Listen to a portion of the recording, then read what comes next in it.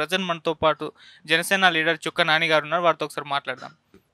ఈ రౌడీలు అంటున్నారు. మొన్న కూడా పవన్ కళ్యాణ్ గారు చెప్పడం చూస్తాం. బ్లేడ్‌లతో కోస్తున్నారు వేళ్ళ పైన అని చెప్పేసి, కలవడానికి వచ్చేసి అని చెప్పేసి. అండ్ నిజంగా ఇటువంటి జరుగుతున్నాయా? అవునబ్బా! నేనేమంటున్నా అంటే, ఇప్పుడు రౌడీలే మండలానికి ఒక ఇన్ఛార్జ్‌ని ఏసిర్రు. హ్మ్. ఈ రౌడీలు తిరగడానికి కారణం ఏం చెప్పు? ఈ రౌడీలు తిరిగితే రౌడీలే వస్తారు గదా! హ్మ్. ఆ! నేనేమంటున్నా అంటే, ఇవన్నీ పిచ్చి చేతలు, ఈ కోడి కత్తి కహానీలు ఇవన్నీ స్టోరీలు చేసి బంద్ జేయరి. ఎందుకంటే, రానున్న రోజులలో అధికారం మాది. హ్మ్. మీరు జాగ్రత్తగుండాలి. మీరెట్లా వివరిస్తే మేము గూడా అట్లనే వివరిస్తాం. హ్మ్. మీరు మీరు మంచిగా మాట్లాడితే మేము మంచిగానే మాట్లాడతాం. మీరు ఎలక్షన్ అధికారం ఉంది గదా అని అధికారాన్ని అడ్డు పెట్టుకొని, మేము రౌడీలను పంపిస్తాం, బ్లేడ్ గన్‌లను పంపిస్తాం అంటే, చాలా ఇబ్బంది పడాల్సొస్తది మీదే ఫ్యూచర్‌లా అని చెప్తా ఉన్నా. ఓకే. ఇటు పవన్ కళ్యాణ్ గారి హెల్త్ విషయం గురించి మాట్లాడుకోవాల్సొస్తే అంటే ఆయన మేబీ 3, 4 టైమ్స్ అనుకుంటా జ్వరానికి గురై మళ్ళీ హైదరాబాద్ రావడం, ట్రీట్మెంట్ తీసుకోవడం ఇవన్నీ కూడా చూస్తున్నాం. అంటే ఆయన పర్యటనలకైతే ప్రతిసారి బ్రేక్ అయితే పడుతుంది. ఆయన వారాహి యాత్రకు గానివ్వండి ఇటువంటివి. మరి ఇది ఏమన్నా ఇంపాక్ట్ చూపించాయా అసలు? ఏం లేదు ఏమైందంటే అంటే బి బ్రేక్ ఎందుకయితుందంటే, యాక్చువల్లీ గవర్నమెంట్ ఇప్పుడున్న ప్రెజెంట్ గవర్నమెంట్ మాకు పర్మిషన్ ఇయ్యట్లేదు. హ్మ్. హ్మ్. మళ్ళీ మేము పర్మిషన్ క్యాన్సెల్ చేస్తే మళ్ళీ మేము ఎలక్షన్ కమిషనర్‌కెళ్ళి మళ్ళీ కొత్తగా పర్మిషన్ తీసుకోవాల్సొస్తుంది. హ్మ్. ఇంకోటి పవన్ కళ్యాణ్ హెల్త్ ఏందంటే పాపం పొద్దుగాల 5:30కో, 5:00కో లేస్తాడబ్బా! 5:30కి లేచి ఆయన పూజ చేసుకొని బయటకొచ్చి హ్మ్. ఇవంతా పొలిటికల్‌గానే ఇప్పుడంతా. అక్కడి నుంచి ఇక్కడ ట్రావెల్ చేయనీకి 1 ఆర్ 2 అవర్స్ అయితది. మళ్ళీ మధ్యలో ఇబ్బంది. అభిమానులను కలవాలి, అది కలవాలి. మళ్ళీ పార్టీ అంతర్గత విషయాలు చూసుకోవాలి. అంత టైం సరిపోవట్లేదు ఆయనకి. అంటే నిద్రపోయే టైం సరిపోవట్లేదు. మళ్ళా రాత్రి 11, 12 అయితుంది. ఈ హెల్త్ ఇష్యూస్ వస్తా ఉన్నాయి. నేను గూడా చెప్తా ఉన్నా అన్నగారికి. చాలా జాగ్రత్తగా ఉండాలి అని చెప్పి కోరుతా ఉన్నా. సో, ఇప్పుడు నడుస్తున్న వారాహి యాత్ర సక్సెస్ అయిందంటారా? అంతకుముందు కంపేర్ చేస్తే, అంతకుముందు స్టార్టింగ్‌లో ఎంత ఊపుందో మనందరికీ తెలిసిందే. ఇప్పుడు దాన్ని క్యారీ ఫార్వర్డ్ చేస్తుందంటారా? లేకుంటే ఫెయిల్ అయిందా? చూస్తుర్రుగా మీరే చూస్తుర్రు ఎంత సక్సెస్‌ఫుల్‌గా రన్ అయితుందో. హ్మ్. చాలా సక్సెస్‌ఫుల్‌గా రన్ అయితుంది. కొన్ని లక్షల మంది వస్తా ఉన్నారు వారాహి యాత్రకి.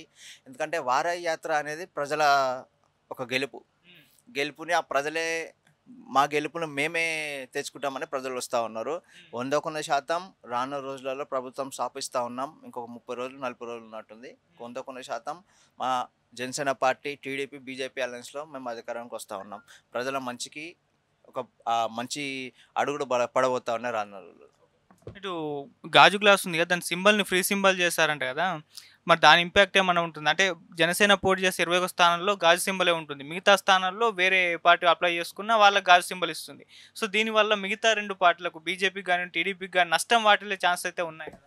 అయితే మేము గూడా మా లీగల్ టీమ్ గూడా ట్రై చేస్తా ఉంది అట్లా చేయొద్దని. హ్మ్. ఎందుకంటే మాది ఇంకా తెలంగాణలో పోటీ చేసినాం గదా! అవును. మొన్న తెలంగాణలో పోటీ ఎట్లాంటి వచ్చినాయో చూసినాము. హ్మ్. అంతకుముందుకు ఏపీలో పోటీ చేసినప్పుడు ఒకరున్నారు.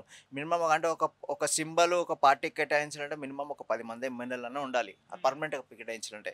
సో, మేము దాంట్లో ఇంకా సక్సెస్ కాలేదు కాబట్టి ఈ అది ఫ్రీ సింబల్ అనేది చేసిందనమాట. మేము కూడా ఎలక్షన్ కమిషనర్ కోరుతా ఉన్నాం అట్లా చేయొద్దని. హ్మ్. ఎందుకంటే మేము రానున్న రోజులలో చాలా బలంగా వెళ్తా ఉన్నాం. మాకు అధికారం ఉన్నా లేకున్నా ఒక 10, 11 సంవత్సరాల నుంచి ప్రజల్లో ఉన్నాం. ప్రజలకి మా సొంత నిధులన్నీ కేటాయిస్తా ఉన్నాం. హ్మ్. కాబట్టి మా మా ఒక గ్లాస్ గార్డ్స్ గుర్తుని మాకే ఉంచి వేరే వాళ్ళకి ఫ్రీ అట్లా చేయకుండా చేయాలని కోరుతా ఉన్నాం. ఓకే. ఇటు పవన్ కళ్యాణ్ గారి పైన యునైటెడ్ ఫ్రంట్ అని చెప్పేసి కొన్ని చిన్న చిన్న పార్టీలున్నాయి గదా! ఒక బకెట్ గుర్తున్న పార్టీ అధ్యక్షుడు కంప్లెయింట్ చేశాడు. బకెట్ గుర్తుంది. ఇది కూడా గాజు గ్లాస్ లాగా ఉంటుంది. దీనివల్ల మా పార్టీకి ఇంపాక్ట్ చూపిస్తుంది. అందుకే పవన్ కళ్యాణ్ గారు నాకు 5,00,00,000 ఆఫర్ ఇస్తా అన్నారు. అని చెప్పేసి ఆయన కంప్లెయింట్ చేయడం జరిగింది ఈసీకి. అంటే దీంట్లో ఎంత నిజం ఉంది బెదిరిస్తున్నారు అని అంటున్నారు. పవన్ కళ్యాణ్ గారికి నిద్ర పోవడానికే టైం లేదబ్బా! హ్మ్. ఆ! ఇట్లా ఇంత ఆఫర్ చేసే టైం లేదు. మాయి డబ్బు రాజకీయాలు కాదు. హ్మ్. హ్మ్. నీతిగా నిజాయితీగా పోటీ చేసి గెలిచి ప్రజల కోసం కొట్లాడే పార్టీ. ఆ! మేము ఒక డబ్బులిచ్చి కొనుక్కునే అవసరం మాకు లేదు. నీతిగా ఉన్న నిజాయితీల పార్టీ కష్టపడ్డ పార్టీల నాయకులకే ఇస్తా ఉన్నాం. హ్మ్. కాబట్టి అట్లా అంటే ఈ ఒక రాంగ్ ఎలక్షన్ తీసుకొచ్చి ప్రజలలో మైండ్ డైవర్ట్ చేయడానికి కోసం ప్రయత్నిస్తా ఉంది హ్మ్. అధికార పార్టీ. హ్మ్. ఇట్లాంటివి చేయొద్దని కోరుతా ఉన్నాం. ఓకే. ఇటు చిరంజీవి గారు చూసుకుంటే మరి పవన్ కళ్యాణ్ గారి జనసేన పార్టీకి ఫండ్స్ ఇవ్వడం కూడా చూస్తున్నాం. సో, అలాగే ఆల్ ది బెస్ట్ కూడా చెప్పేశారు. మరి మున్ముందు ఎలక్షన్స్ దగ్గరలో ఉన్నాయి గాబట్టి మరి చిరంజీవి గారు ఏమన్నా క్యాంపెయిన్ చేసే ఛాన్సెస్ ఏమన్నా కనిపిస్తున్నాయా? అంటే మా పార్టీ మా సొంత డబ్బులతోనే పార్టీని ఖర్చు పెడతా ఉన్నాం. హ్మ్. ఎవరిని ఇప్పుడు లేకపోతే ఎవరు ఇండస్ట్రియల్‌నో లేకపోతే బిజినెస్ మ్యాన్‌నో బెదిరించి డబ్బులు తీసుకోలేదు. మా కష్టపడ్డ డబ్బులే పార్టీకి ఇస్తా ఉన్నాం. ఆయన చిరంజీవి గారు కూడా ఆయన కష్టపడ్డ డబ్బులు పార్టీకి డొనేట్ చేస్తాం. ఎందుకంటే మాకు కూడా ఖర్చులు ఉంటాయి కదా పొలిటికల్గా. ఒక పిటి ఒక ఒక ఏరియాలో ఒక మీటింగ్ చేయాలంటే మామూలు 20-30 లక్షలు కావాలి. డబ్బులు సరిపోవట్లేదు ప్రజలకి. ఇప్పుడు ప్రజల మంచి కోసం వస్తున్నాం మేము. ప్రజల్ని దోచుకోవాలని అనుకుంటే ఆ ఇండస్ట్రియల్ దగ్గరనో బిజినెస్ మ్యాన్ దగ్గరనో డబ్బులు తీసుకొని డబ్బులు ఖర్చు పెట్టి చేయొచ్చు మేము. అట్లా కాకుండా చేస్తూ ఉన్నాం. అట్లనే మేము గెలుస్తూ ఉన్నామని చిరంజీవి గారు కూడా చెప్తా ఉన్నారు. అందుకే ఆల్వేస్ చెప్పి మమ్మల్ని బ్లెస్ చేసినారు. మా పార్టీకి ధన్యవాదాలు చెప్తా ఉన్నాం చిరంజీవి గారికి. క్యాంపెయిన్ ఏమైనా చేసే ఛాన్స్ ఉందా? మెగా ఫ్యామిలీ నుంచి ఎవరైనా హీరోలు వచ్చే ఛాన్స్ ఏమో తెలియదు, చూద్దాం ముందు ముందు. మీకు ఇటు వాలంటరీ వ్యవస్థ పైన ఒకప్పుడు పవన్ కళ్యాణ్ గారు ఎటువంటి వ్యాఖ్యలు చేస్తారో మనందరికీ తెలిసింది. ఆ తర్వాత చంద్రబాబు నాయుడు గారు కూడా వాలంటరీ వ్యవస్థ పైన విమర్శలు చేశారు. సో అటువంటి వాలంటరీ వ్యవస్థకు ఇప్పుడు చంద్రబాబు గారు 5,000 శాలరీ ఉన్నదని 10,000 చేస్తాము అధికారంలోకి వచ్చాకని అంటున్నారు. ఎందుకు అప్పుడు విమర్శించారు, మరి ఇప్పుడు ఎందుకు ఎంకరేజ్ చేస్తున్నారు? వాలంటరీ వ్యవస్థ అనేది ఇప్పుడు ఒక డిగ్రీ చేసిన వాళ్ళు, ఒక బీటెక్ ఎంబీఏ చేసిన వాళ్ళు వాలంటరీ వ్యవస్థకు తీసుకొచ్చి పెడతా ఉన్నారు. వాళ్ళ శాలరీ ఎంత తెలుసా?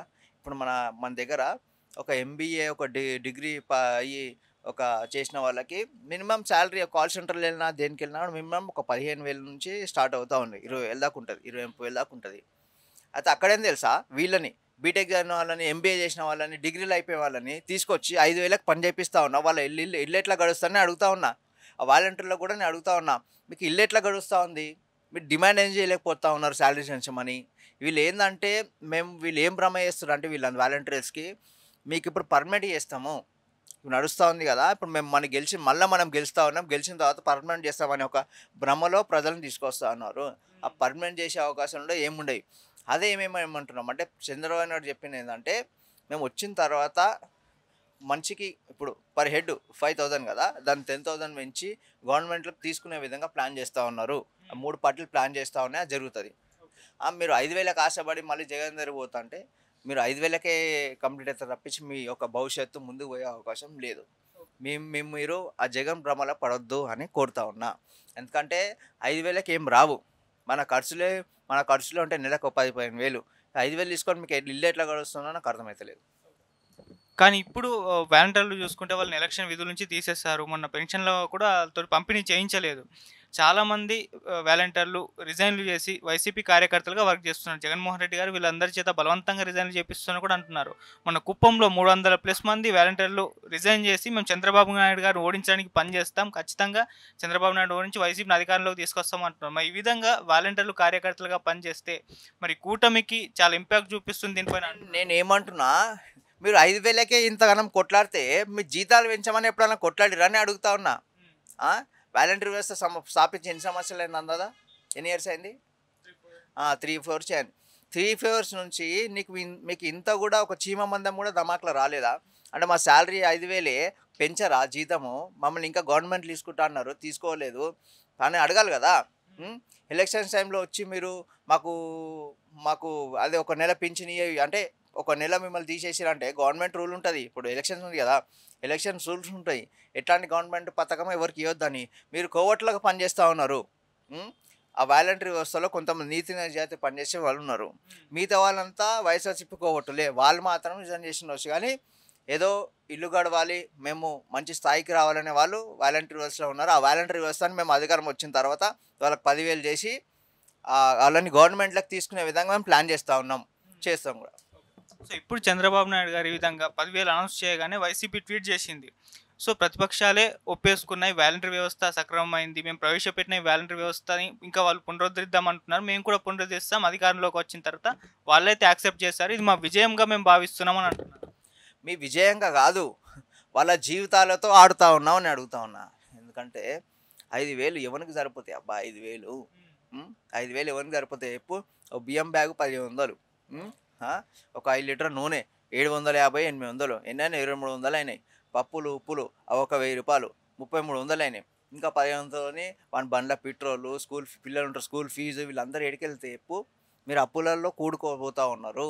అందుకే నేను ఏమంటున్నా క్లియర్గా, రానున్న రోజుల్లో మన ప్రభుత్వం వస్తూ ఉంది, రాగానే 5,000 నుంచి 10,000 దాకా పెంచి గవర్నమెంట్లకు తీసుకునే విధంగా ప్లాన్ చేస్తూ ఉన్నారు. కొంచెం సమన్వయం పాటించి రానున్న ప్రభుత్వానికి సహకరించాలని కోరుతాం. మొన్న ఈ వాలంటీర్లతోటి పంచించలేదు కదా పెన్షన్లు.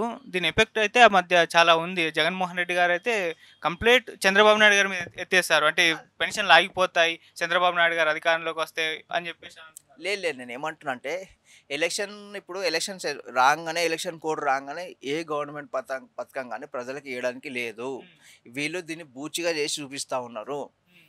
అది మనది కాదు కదా ప్రాబ్లము.